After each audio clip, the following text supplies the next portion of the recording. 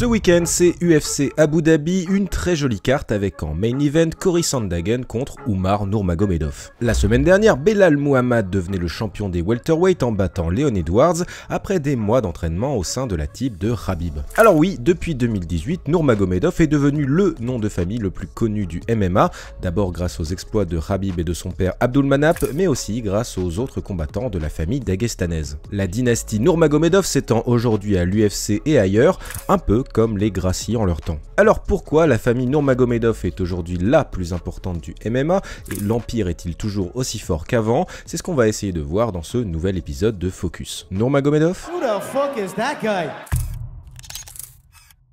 Nous remercions notre sponsor Mosh & Go, la nouvelle marque de compléments alimentaires sous forme de gélules à base de champignons et plantes adaptogènes. Bio, sans OGM et testés en laboratoire indépendant, ces compléments aident à gérer le stress, booster l'énergie, le système immunitaire et la concentration, tout en améliorant la récupération musculaire. Avec le code promo FIGHT, vous obtenez 15% de réduction sur vos commandes. Le lien vers leur site mushandgo.com est en description de cette vidéo. Donc avant d'évoquer Umar Nurmagomedov, un petit arbre généalogique s'impose. Il y a d'abord le maître Abdulmanap, entraîneur de 18 champions du monde de sambo et décédé en 2020. Il y a ensuite le fils Khabib, champion des lightweight de l'UFC en 2018 et affichant un record parfait de 29 victoires pour 0 défaite. Et il y a aussi les cousins Ousmane, invaincu en 18 combats et champion du Bellator, et les combattants à l'UFC Aboubakar et Umar. Difficile également de ne pas évoquer Islam Makhachev, champion des lightweight dans l'organisation américaine et élève favori de feu Abdulmanap Nurmagomedov. Mais aujourd'hui, on parle d'Umar. 17 victoires, 0 défaite et sévissant dans la catégorie des bantams à l'UFC. Né en 1996 dans une ville proche de Makashkala au Daghestan,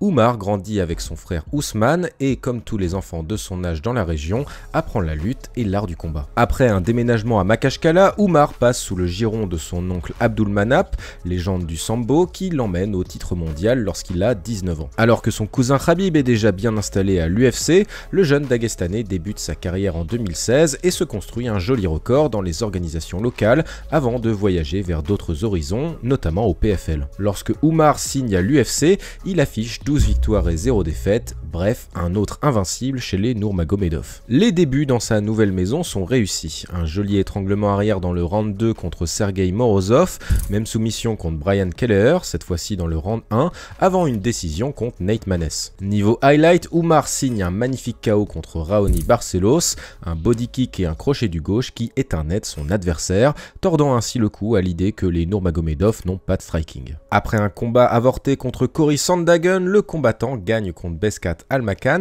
et se fait rematcher contre l'américain. Impressionnant dans la cage, Umar dispose d'un niveau de lutte impressionnant et comme Islam Makhachev incarne une version plus complète du style Khabib. Âgé aujourd'hui de 28 ans, le combattant prend néanmoins son temps à l'UFC, 5 combats en 4 ans, 5 annulations, dont une dernière en date contre Cory Sandhagen liée à une blessure du côté dagestanais. Aujourd'hui, Umar est un des nombreux noms de la très excitante catégorie des bantamweight. Derrière le champion Sean O'Malley, on retrouve le prochain prétendant au titre Merab Dvalishvili, les anciens champions Peter Yan, Henry Cejudo, Davison Figueiredo, José Aldo, mais aussi les très solides Sandhagen, Vera ou encore Song Yadong. Dans ce classement, Umar Nurmagomedov n'occupe que la 10e place, mais l'UFC lui offre aujourd'hui un joli bond en avant en lui proposant Cory Sandhagen, actuel numéro 2. Sandhagen est actuellement en pleine bourre, une destruction en 4 rounds de Song Yadong, une autre contre Marlon Vera, avant une performance maîtrisée contre Rob Font en short notice, le tout en utilisant principalement son grappling. Si l'américain est un fan favorite depuis longtemps, demandé à Chris,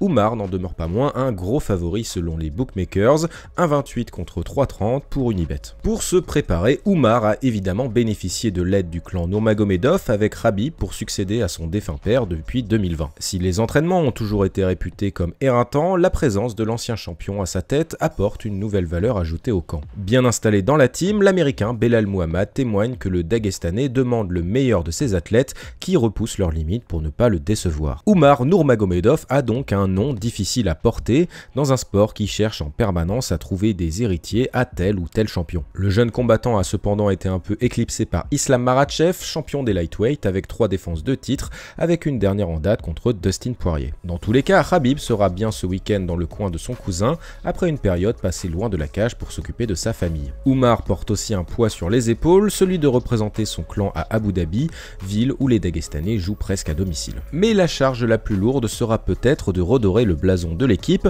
après plusieurs polémiques en dehors de la cage. Il y a d'abord eu en 2023 le contrôle antidopage raté d'Ousmane Nurmagomedov suite à l'ingestion d'un produit interdit. D'abord déchu de sa ceinture des poids légers, le combattant a pu la récupérer grâce à la nature accidentelle de l'ingestion. Résultat, une suspension de 6 mois, un no contest contre Brent Primus, mais une tâche au record immaculé des cousins Nurmagomedov. Cependant, c'est bien en 2024 que le nom Nurmagomedov est revenu dans l'actualité, et ce pour les mauvaises raisons. Le 23 juin dernier, des attaques terroristes coordonnées font 27 morts et 45 blessés à Makachkala notamment. Parmi les assaillants, on retrouve notamment Kadzimurad Kagirov, combattant de MMA de 28 ans, passé par le Eagles MMA, le club de Khabib Nurmagomedov. Suite à l'identification du terroriste, le bâtiment a été perquisitionné par la police. L'ancien champion a annoncé qu'il n'avait rien à voir avec Kagirov, le combattant étant seulement brièvement passé par l'ancien club de son père Abdul Manap. En plus de la police, c'est le fisc russe qui en veut à Khabib Nurmagomedov. L'ancien champion devrait ainsi près de 297 millions de roubles, soit environ 3 millions d'euros. Plusieurs de ses entreprises ont été fermées et ses comptes bloqués, notamment un lié à des sociétés de son cousin Umar. Malgré ses déboires, Khabib n'aura aucun mal à figurer dans le coin de son cousin Umar, lui qui dispose de la nationalité émirati depuis longtemps maintenant. Le combat Nurmagomedov-Sandhagen de samedi est donc important sur plusieurs plans, en termes d'image mais aussi sportif. Umar a la lourde tâche de représenter le clan à Abu Dhabi et de faire oublier les déboires de l'équipe pour que le sport revienne au premier plan. En tout cas, pour lui, une chose est claire, une victoire contre Cory Sandhagen le rapprocherait du titre pour ainsi rejoindre Khabib, Islam et Ousmane au sommet de la discipline. En plus, la carte principale commence à 21 h, donc aucune raison valable pour rater l'événement. Voilà, c'est terminé pour cet épisode de Focus, j'espère qu'il vous a plu. N'hésitez pas à liker, à commenter et à proposer des sujets pour les prochains épisodes. D'ici là, abonnez-vous à Fight Minds et moi je vous dis ciao.